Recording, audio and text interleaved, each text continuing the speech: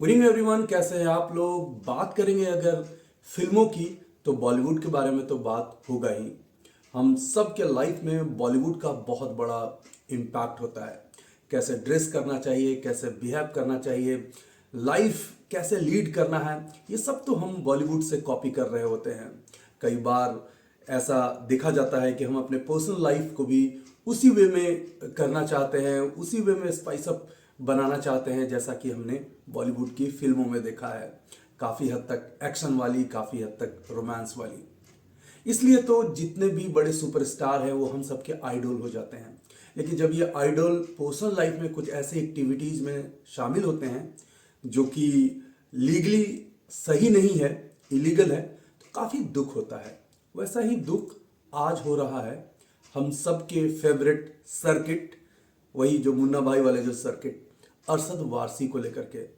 आज अरशद वारसी का एक फ्रॉड है, वो स्टॉक मार्केट से रिलेटेड है, जो सेबी की नज़र में आया और अरशद वारसी सहित उनकी मिसेज और अदर 30 से भी ज़्यादा लोगों को सेबी ने स्टॉक मार्केट में कंप्लीटली बैन कर दिया है, फर्दर ऑर्डर तक। तो आखिर अरशद वारसी का ये स्टॉक मार्केट कनेक्शन क्या है, इसके बारे में बात करेंगे और इस पर्टिकुलर इंसिडेंट से हमें क्या सीखना चाहिए उसके बारे में बात करेंगे। लेकिन उसके पहले अगर आपने चैनल को सब्सक्राइब नहीं किया है तो चैनल को सब्सक्राइब कीजिए, वीडियोस को लाइक एंड शेयर कीजिए और बेल आइकन को जरूर प्रेस कीजिए ताकि हमारे द्वारा पोस्ट किए गए वीडियोस के लेटेस्ट नोटिफिकेशंस आपके मोबाइल पे सबसे पहले पहुंच जाए। फ्रेंड्स, स्टॉक मार्केट में ना डिफरेंट प्रैक्टिसेस होते हैं पैसा बनाने के लिए। मैं आपको कई बार इस चैनल पे आगाह भी करते रहता हूँ कि कोई भी आप इस तरह के टिप या यूँ कहें कि क्विक मनी बनाने के लिए आपके पास कोई भी स्ट्रैटेजी आती है, उन सबको इग्नोर कीजिए, क्योंकि ऐसी कोई होली ग्रेल इस मार्केट में तो है ही नहीं। बेसिक लर्निंग अगर आप करते जाते हैं उसी से आपको आगे जा कर के कॉन्फिडेंस आता है और आप पैसा बनाने लगते हैं। बहरहाल बात करेंगे अरशद वारसी के इस इंसिडेंट को लेकर के। तो हुआ यूं है कि एक पर्टिकुलर स्टॉक साधना ब्रॉडकास्ट, उसके शेयर प्राइस में पंपिंग एंड डंपिंग की गई अरशद वारसी के द्वारा। अरशद वारसी के साथ साथ वैसे सारे लोग जो साधना ब्रॉडकास्ट शेयर्स के मैनिपुलेशन में पंप एंड डंप करने में शामिल थे, इन सबको बार्ड कर दिया गया है सिक्योरिटी मार्केट से। एक्चुअली पंप एंड डंप क्या होता है वो मैं आपको समझाने की कोशिश करता हूँ। जनरली किसी भी पर्टिकुलर स्टॉक का प्राइस जो है वो सडनली अप कर देना, और वो अप होता है डिफरेंट मीडियम के द्वारा उस स्टॉक के बारे में बहुत अच्छी बातें बोलना, हाइप क्रिएट करने के कारण उस स्टॉक का प्राइस बड़ी तेजी से ऊपर चला जाता है। और जब नॉर्मल और इनोसेंट रिटेलर, हालांकि मैं यहाँ पे पूरी तरीके से इनोसेंट रिटेलर्स को नहीं बोलूँगा, इनोसेंट एंड ग्रीडी रिटेलर, क्योंकि लालची लोग ही होते हैं जो क्विक मनी के चक्कर में कुछ भी करते रहते हैं। तो इनोसेंट और ग्रीडी रिटेलर वो ऐसे स्टॉक्स में आने लगते हैं जिनमें बहुत ज़्यादा हाइप क्रिएट किया जा रहा है और फंडामेंटल से उनको मतलब नहीं होता। वो देखते हैं कि आज 5 रुपए का था, कल 7 रुपया हो गया, 9 रुपया हो गया, तो वो कहीं ना कहीं एंटर कर जाते हैं।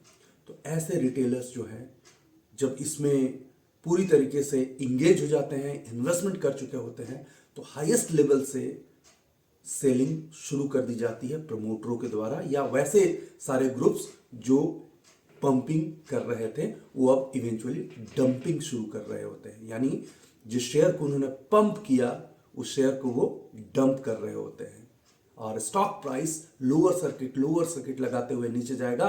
और एज ए रिटेलर आप जब भी चाहेंगे कि उस स्टॉक से किसी तरह से निकल जाए, आप निकल नहीं पाएंगे, क्योंकि लोअर सर्किट हो रहा होगा उस पर्टिकुलर डे पे। लोअर सर्किट का मतलब है कि वहां बायर तो है ही नहीं, सिर्फ सेलर है, तो आप बेचेंगे किसे। और जब वो सर्किट प्राइस खुलेगा तो स्टॉक प्राइस बहुत नीचे आ जाएगा।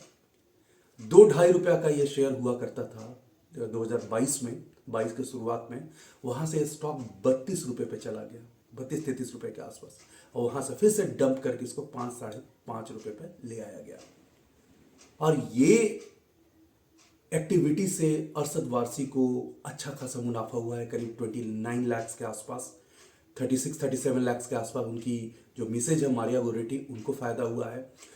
इस कंपनी के जो प्रमोटर हैं उन्होंने कई करोड़ रुपए बनाए हैं। टोटल करीब 41-42 करोड़ के आसपास पैसे बनाए गए हैं। सेबी का साफ साफ इंस्ट्रक्शन है कि इस केस से रिलेटेड, और वैसे लोग जिनका नाम सेबी ने मेंशन किया है, वो लोग कोई भी अपने प्रॉपर्टीज़ को सेल नहीं कर सकते हैं, और जो भी पैसा उन्होंने इस मार्केट से बनाया है वो तो इनसे रिकवर किए ही जाएंगे। लेकिन यहाँ समझने की बात यह है कि आखिर साधना ब्रॉडकास्ट में पंपिंग कैसे की गई, तो वो मैं आपको समझाता हूँ। एक यूट्यूब चैनल है मनी वाइज करके, और एक और है द एडवाइजर करके।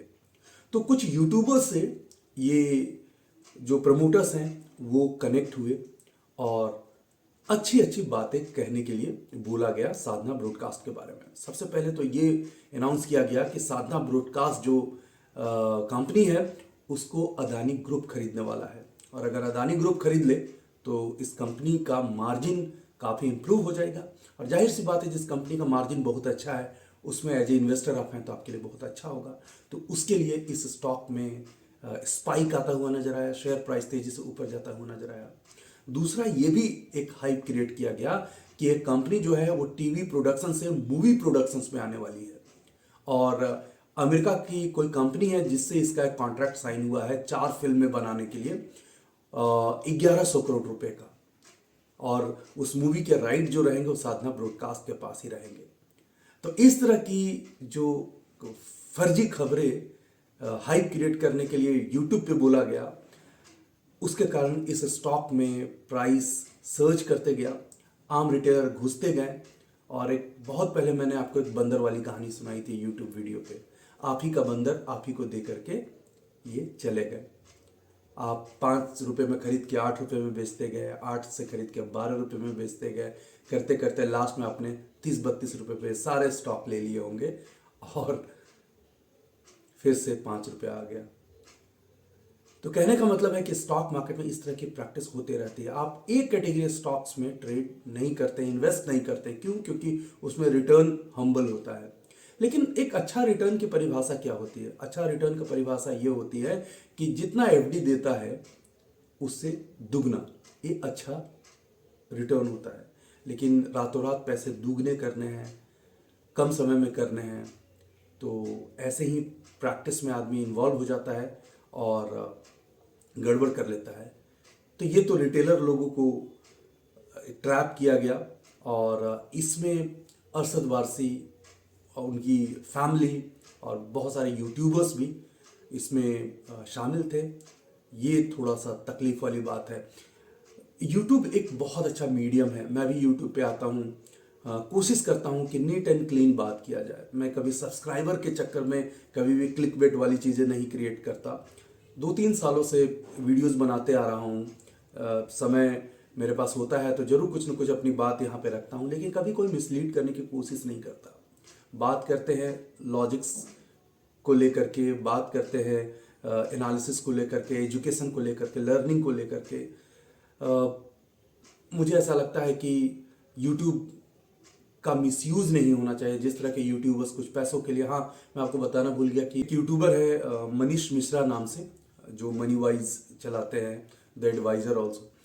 तो अब ऐसा नाम शेयर करते हुए सही नहीं है, लेकिन सारे आर्टिकल में ये नाम मेंशन हो रहे हैं तो मैं भी नाम लेकर के बोल रहा हूँ कि ये यूट्यूबर का काम होता है लोगों के पास एजुकेशन देना, अवेयर करना, फिनेंशियल मार्केट के बारे में अगर डिस्कशन कर रहे हैं तो सही बातें करना। लेकिन इन्होंने इस प्लेटफॉर्म का गलत यूज़ किया, और कहा यह जा रहा है कि इन्होंने भी 14-15 लाख रुपए इस फ्रॉडुलेंट एक्टिविटी से कमाए। तो ये सही नहीं है।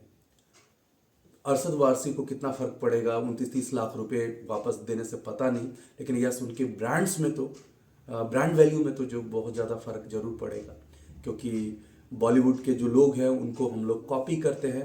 लेकिन इस तरह की एक्टिविटी में इंडल्ज होना ये अच्छा साइन नहीं है। आई एम श्योर कि सेबी का ये स्ट्रिक्ट स्टेप्स जो है वो पंप एंड डंप करने वाले लोगों पे नकेल जरूर कसेगा। तो आज के वीडियो में बस इतना ही। एक्सपायरी जो है आज डाउन साइड हुई है, तो आई एम श्योर कि मैंने टेलीग्राम पे ये बताया था और यूट्यूब शॉर्ट्स में भी बताया था कि बैंक निफ्टी में डाउन साइड लग रहा है 40,600 के आसपास जब बैंक निफ्टी थी तभी, और वही एग्जैक्टली हुआ। तो हम लोग बात करेंगे एनालिसिस की, एजुकेशन की, ट्रेनिंग की।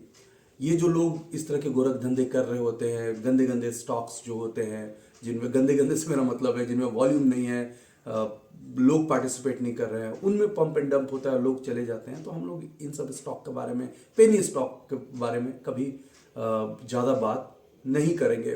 तो आप इस स्टॉक मार्केट में आए हैं तो अपना ख्याल रखिए, पंप एंड डंप वाली चीज़ों से बचिए। हर आदमी पैसा बनाने के लिए किसी भी हद तक जा सकते हैं। मार्केट में हम देखते आ रहे हैं ये सुपरस्टार महज 20-30 लाख रुपए के लिए देखिए कितने लोगों का घर इन्होंने बर्बाद कर दिया। तो बी केयरफुल और होशियार रहिए, सतर्क रहिए, सावधान रहिए। आज तो मैं यही कहूँगा। Thanks for watching, take care. Video को लाइक करें, शेयर करें, सब्सक्राइब करें और आने वाले वीडियोस के नोटिफिकेशंस के लिए बेल आइकन को दबाएं।